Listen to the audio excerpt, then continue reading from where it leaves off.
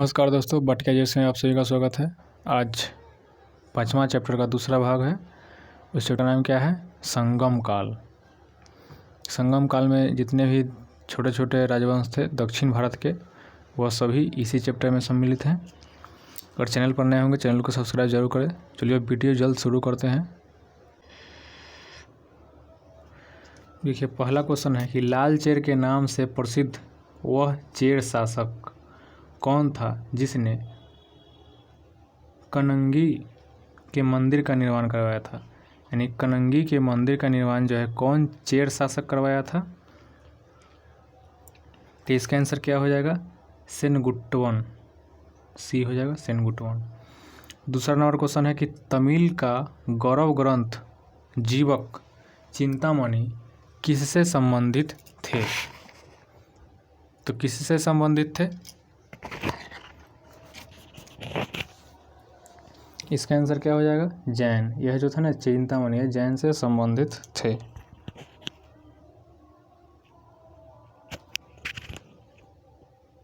चलिए next question है तीसरा नंबर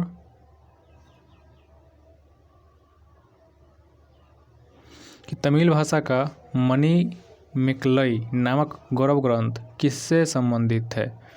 तो यह किससे संबंधित है? यह जो है बौद्ध धर्म से संबंधित है, मणिमेकलई। चौथा नंबर क्वेश्चन है निम्न में कौन संगम युगीन व्याकरण रचना सर्वाधिक महत्वपूर्ण रचना मानी जाती है? तो इसका आंसर हो जाएगा तोल्कापिक्कम। ये जो है तमिल सर्वाधिक तमिल ग्रंथ है जो कौन से युग के है? संगम युगीन व्याकरण की एक किताब है जो काफ़ी प्रसिद्ध है। ये 5वां नंबर क्वेश्चन, निम्नलिखित राजवंशों में किसका उल्लेख संगम साहित्य में नहीं हुआ है? तो संगम साहित्य में किसका उल्लेख नहीं हुआ है? कदम का नहीं हुआ है। यानी कि चेर, चोल, पांडे का हुआ है और कदम का नहीं हुआ है। छठा नंबर क्वेश्चन है कि संगम युग में उरैयूर किस लिए विख्यात था? उरैयूर जो है संगम युग में कहला विख्यात था। क्यों विख्यात था? तो यह जो है कपास के व्यापार का महत्वपूर्ण केंद्र था। तो ये 7 नंबर क्वेश्चन, तोल्कापिक्कम ग्रंथ संबंधित है। तोल्कापिक्कम जो है यह किस चीज़ से संबंधित है? तो यह जो है एक व्याकरण का किताब है और काव्य, व्याकरण और काव्य है। 8 नंबर क्वेश्चन है धार्मिक कविताओं का संकलन कुरल किस भाषा में है? यानी धार्मिक कविताओं का एक संकलन है, यानी पुस्तक है जिसका नाम है कुरल। वह जो है किस भाषा में लिखा गया है? तो वह तमिल भाषा में लिखा गया है। 9 नंबर क्वेश्चन है कि किस संगम युगीन राज्य के संरक्षण में 3 संगमों का आयोजन किया गया था? तो किसके आयोजन में किया गया था? यह जो है पांडे वंश के संयोजन में किया गया था। 10 नंबर क्वेश्चन है किसने उल्लेख किया है कि नंदों ने अपना कोष गंगा की धारा में छिपा रखा था? यानी गंगा की धारा में नंद जो है अपना कोष छिपा रखा था। तो इस कौन है? मामू लनार इसका ये आंसर हो जाएगा। चलिए अगला क्वेश्चन देखते हैं। देखिए अगला मिलाने वाला है, मिलान करने वाला है। इसमें पहले से टिक लगा हुआ है। तो राज्य है सूची 1 में, सूची 2 में उसका चिन्ह है। चेर राजवंश का धनुष चिन्ह था, चोल का बाघ था और पांडे का मछली चिन्ह था। यानी इसका आंसर कौन हो जाएगा? ए हो जाएगा। चलिए देखिए 12 नंबर क्वेश्चन, यह भी मिलाने वाला है। सूची 1 में है पुस्तक, सूची 2 में है लेखक। तो तोल्कापिक्कम यह जो है सो कौन लिखा था? तो तोल्काप्पियर लिखा था। बी में है शिल्पाधिकारम पुस्तक कौन लिखा है? इलांगो आडिगल लिखा है। सी नंबर है मणिमेकलई कौन लिखा है? तो शीतलय सतनार लिखा है। और डी में है कि जीवक चिंतामणि ये कौन लिखा है? तो तिरुत्रुकदेवर लिखा है। यानी इसका भी आंसर ये हो जाएगा। 13 नंबर क्वेश्चन देखिए, ये भी मिलान करने वाला है। इस सूची 1 में क्षेत्र है, सूची 2 में अर्थ है। कुरिंजी क्षेत्र, इसका अर्थ क्या होता है? कुरिंजी का पहाड़ी। बी में है पलई, पलई का अर्थ क्या होता है? मरुभूमि या निर्जन स्थल। सी में है मुल्लाई, इसका अर्थ क्या होता है? जंगल।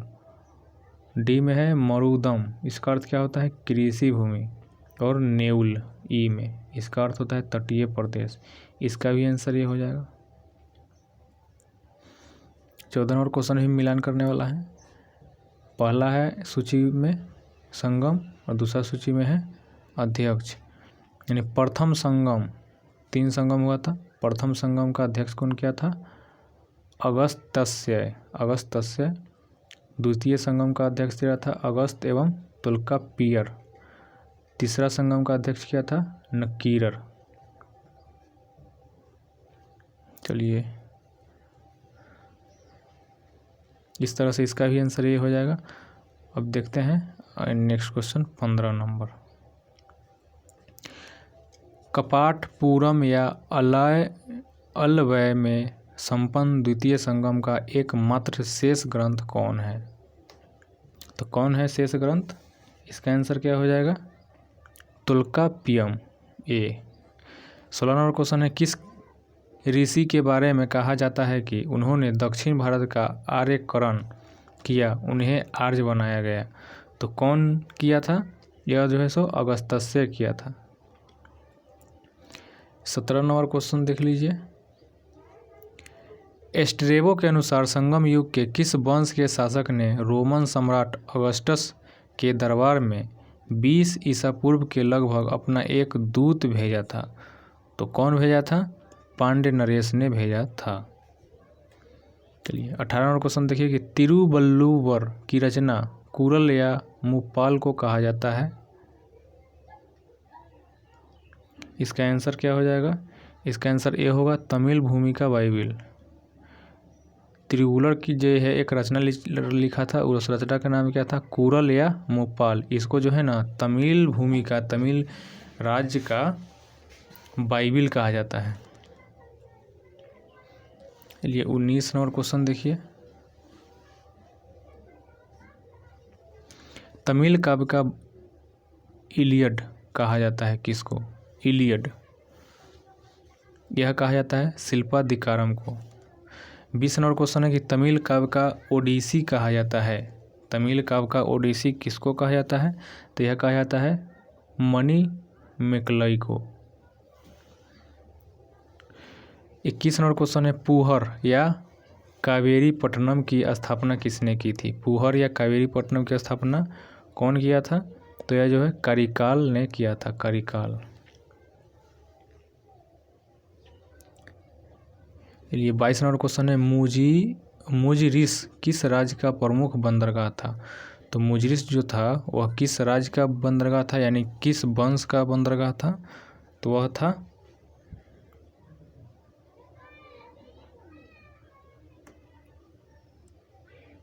तो इसका आंसर क्या हो जाएगा 22 का? ए चेर। 23 नंबर क्वेश्चन है, किसके संबंध में यह कहावत है कि जितनी जमीन में एक हाथी लेट सकता है उतनी जमीन 7 आदमियों का पेट भर सकता है? यह कहावत कहाँ से प्रचलित है? यह जो है कावेरी डेल्टा से प्रचलित है। चलिए, नेक्स्ट क्वेश्चन देखते हैं 24 नंबर। यह मिलान करने वाला है, सुमिलित करना है। सूची 1 में राज्य है और सूची 2 में प्रमुख शासक। यानी चेर का शासक कौन था? सेनकुटवन था। चोल का करिकाल था। पांडे का नेडुजेलियन था। यानी इसका भी आंसर ये हो जाएगा।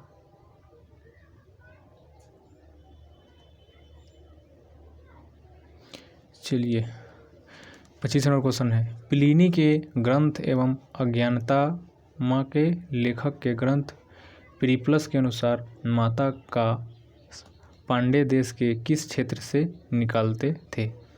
तो यह जो है कहाँ से निकालते थे?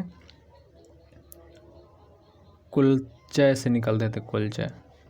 26 नंबर क्वेश्चन है कि गाय या अन्य वस्तुओं के लिए लड़ते लड़ते मरने वाले वीरों के समान में कहाँ किए जाने वाले वीर पुरस्कार को कहा जाता था? तो कहाँ को कहा जाता था? ये जो है ना बीरकल या नाडुकल को कहा जाता था। चलिए 27 नंबर क्वेश्चन देखिए। प्राचीनतम तमिल देवता मुरुगन किस वैदिक देवता के सदृश है? कौन सा देवता? मुरुगन किस वैदिक देवता के समकालीन थे, सदृश थे या समकालीन थे? तो यह जो थे स्कंद या कार्तिकेय के समान थे। 28 नंबर क्वेश्चन है कि संगम कालीन साहित्य में कौन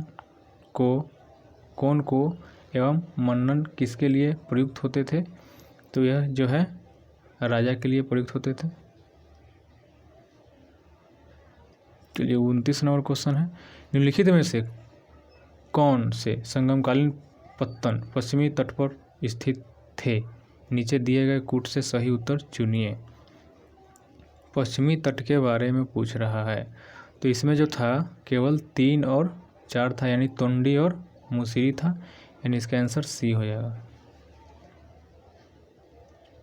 ये 30 नंबर क्वेश्चन है कि महाकाव्य शिल्पाधिकारम किससे संबंधित है?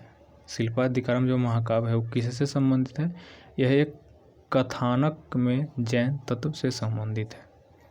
31 नंबर क्वेश्चन है कि मणिमेकलई के लेखक कौन है? तो इस मणिमेकलई के लेखक है कौन? शीतलय सतनार। शीतलय सतनार। वीडियो देखने के लिए धन्यवाद। चैनल को सब्सक्राइब, लाइक तथा शेयर जरूर करें।